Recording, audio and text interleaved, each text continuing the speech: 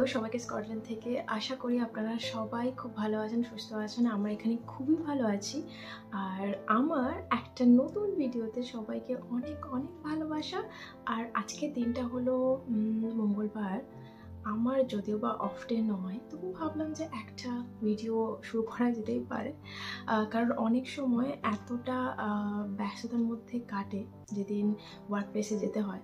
তো সেদিন না অনেক সময় ক্যামেরা অন করে সব কিছু ভিডিও রেকর্ডিং করা, সেটা অনেক সময় সম্ভব হয়ে ওঠে না।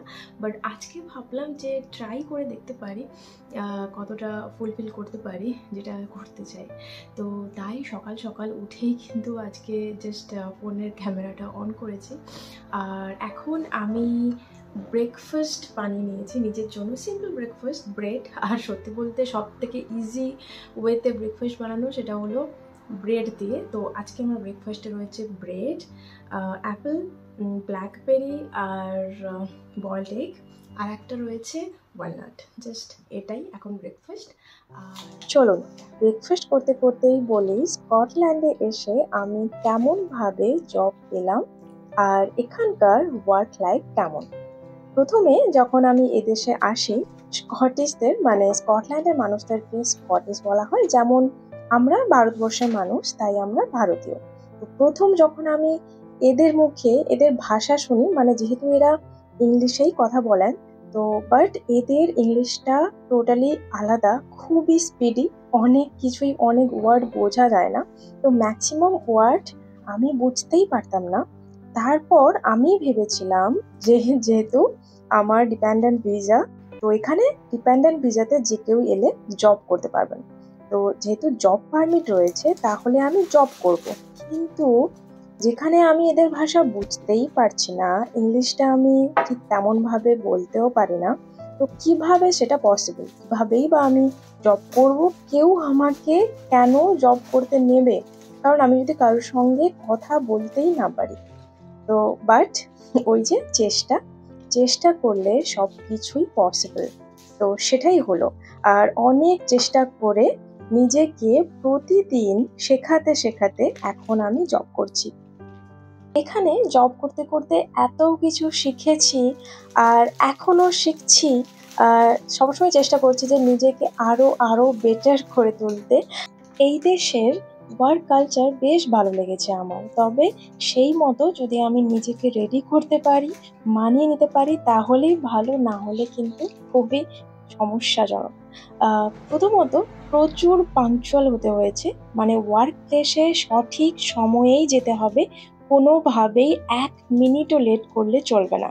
ধরুন আমার কাজের সময় 12টা থেকে রাত 10টা, যেখানে আমি 12টা 1-এ পৌঁছলে চলবে না, দরকার হলে 5 মিনিট আগে পৌঁছতে হবে, তেমনি 10টার পরেও আমাকে 1 মিনিটও বেশি কাজ করতে হবে না। যদি কোনোভাবে এক্সট্রা 30 মিনিট বা 1 ঘন্টা কাজ করতে হয়, তাহলে কিন্তু সেই 30 মিনিট বা 1 ঘন্টার জন্য তারা কিন্তু কোম্পানি আমাকে টাকা দেবে, এইভাবেই। আর ওয়ার্ক প্লেসে সিনিয়র বা জুনিয়র সবাইকেই আমায় নাম ধরে ডাকতে হবে। যেমন শুধুমাত্র ওয়ার্ক প্লেসে নয়, পুরো ইউকেতেই এরকমই নিয়ম। যেমন প্রথমবার যখন আমরা স্কটল্যান্ডে আসি, এসে যখন আমরা একজনের বাড়িতে ছিলাম, তো স্কটিশ একজন মহিলা যার বয়স +85 এরকম হবে। তো প্রথমে আমরা জানতাম না, আমি আর মিলন ওনাকে ম্যাডাম ম্যাডাম বলে বলতাম যে ম্যাডাম সিলভিয়া, তো নাম ছিল সিলভিয়া।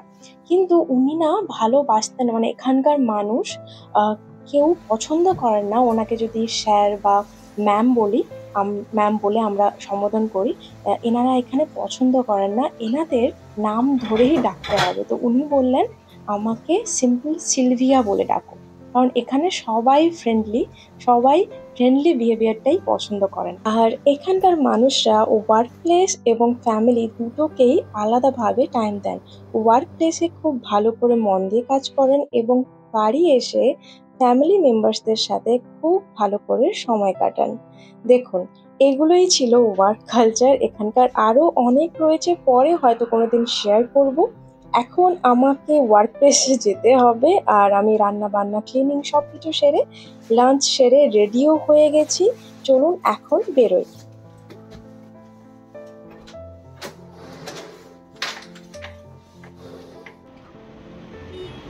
আজ বেরিয়েই দেখি একদম ক্লাউডি ওয়েদার। এখানকার না ক্লাউডি ওয়েদার একদম ভালো লাগে না, কারণ প্রচুর ঠান্ডা। আজকে টেম্পারেচার 6 ডিগ্রি। এখন প্রায় ওয়ার্ক প্লেসে চলে এসেছি, ফোন অফ করছি, পরে দেখা হচ্ছে।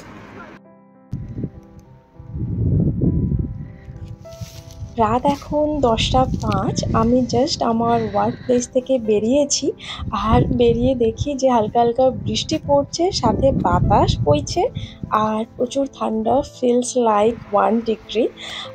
প্রচুরই ঠান্ডা, কারণ অনেক সময় না প্রচুর বৃষ্টি পড়ে, তার সাথে বাতাস হতে থাকে, আর ঠান্ডা মনে হয় হাতগুলো যন্ত্রণা করছে। তো আজকেও সেরকমই অবস্থা, প্রচুর ঠান্ডাও লাগছে, বাট তাড়াতাড়ি রুমে যেতে হবে।